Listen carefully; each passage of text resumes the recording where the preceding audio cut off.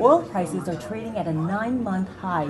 We are pleased today to have with us Tom Petrie, an energy banker with Merill Lynch. Hi, Tom. Hi, good to be here. Now, there's growing concerns about the U.S.-European confrontation over the Iranian nuclear program. What impact do you believe this will have on oil prices?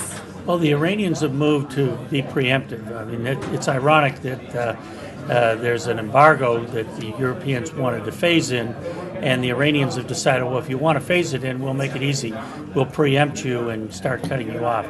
I think they want to bring home to the Europeans the price of the actions they're taking. In a way, they're calling a bluff, and they may discover it's not a bluff. So what adverse effects do you think this will Well, have? in the near term, the market certainly anticipates it'll all other things being equal, take prices higher, and I think that's accurate. Between now and the middle of this year, as this unfolds, this along with what's happening in Iraq, where there's a lot of unrest developing now in the aftermath of the U.S. withdrawal, and in Libya, where a year ago we were thinking about the Arab Spring. We're finding the Arab Spring is past, and if anything, we're moving into some other season of the year. And the combination of all those things do argue for higher prices because the emerging markets of the world, there is growing demand. So let's talk about natural gas prices. What do you see happening here? We're at very low prices, and we've got actually a powerfully self-reinforcing destructive cycle going on. In North America, we have $100 plus oil, and we have less than $3 gas. So there's a 15-to-1 adverse ratio in the pricing of those commodities. That means that the producers have cut way back on drilling gas wells, which you normally would think would reduce gas supply. But with every oil well you drill, there's associated gas.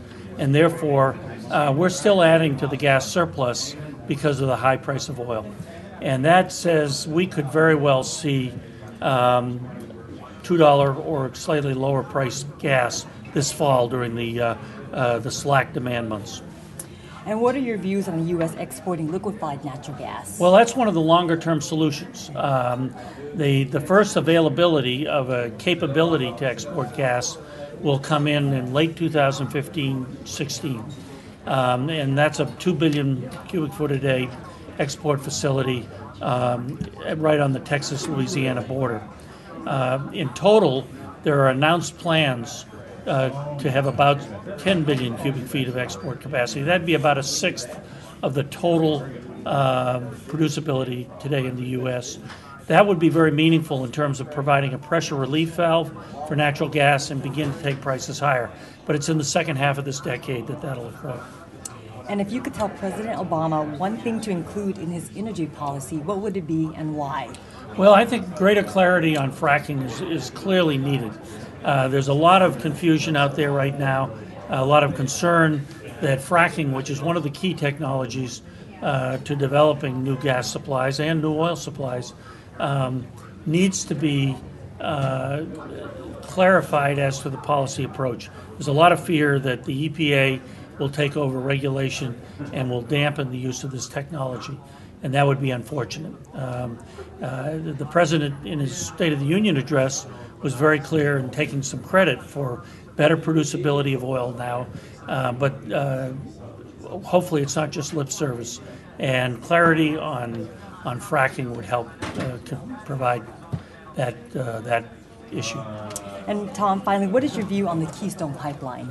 Well, the Keystone pipeline has the potential. It was an unfortunate decision, and it has the potential to be maybe the biggest mistake of this administration. Time will tell, but basically, we need to remove bottlenecks for delivery of Bakken oil from North Dakota and Canadian Syncrude from Alberta, Canada. And right now, there's a head-on-head competition for the transportation of those two products that are needed in the Gulf Coast.